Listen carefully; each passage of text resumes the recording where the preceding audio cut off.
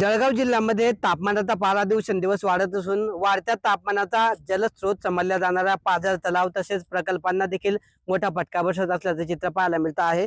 आपण आता जळगाव तालुक्यातल्या वसंतवाडी या ठिकाणच्या पाझर तलावात आहोत आणि आपण दृश्यांमध्ये बघताय की हा तलाव जवळपास कोरडा टाक पडल्याचं या ठिकाणी चित्र पाहायला मिळत आहे।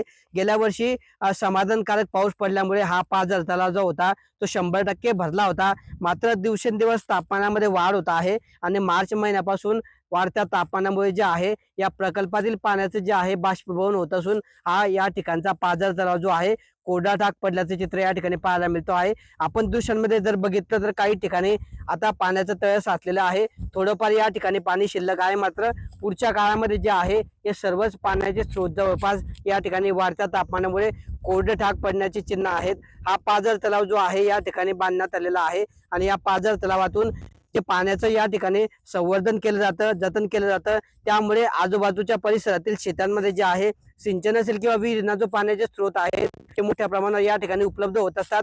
मात्र आता हा पाझर तलाव जवळपास कोरडा ठाक पडल्याचं चित्र या ठिकाणी पाहायला मिळतं आहे आणि त्यामुळे आता गुरांच्या पाण्याची समस्या असेल किंवा वेगवेगळ्या गावात परिसरात या ठिकाणच्या या पाझर तलावावर अवलंबून जलस्रोत असतील ते देखील कोरडे ठाक पडण्याची चिन्ह आहेत। त्यामुळे आता पुढचा काळ अजून उष्णतेच्या तीव्रतेचा आहे, त्यामुळे एप्रिल महिन्याच्या अखेरीपर्यंत हा जो आहे पाझर तलाव या ठिकाणी कोरडा टाक पडल्याचे चित्र पाहायला मिळतं आहे।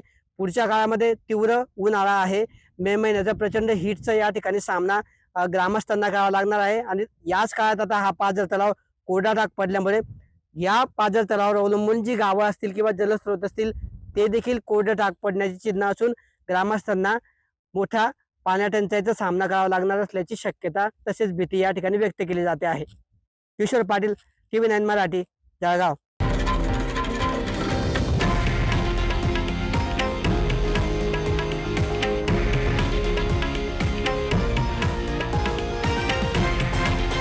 हे आहे देशातील नंबर 1 न्यूज नेटवर्क आणि आपण पाहत आहात TV9 मराठी, एकमेव।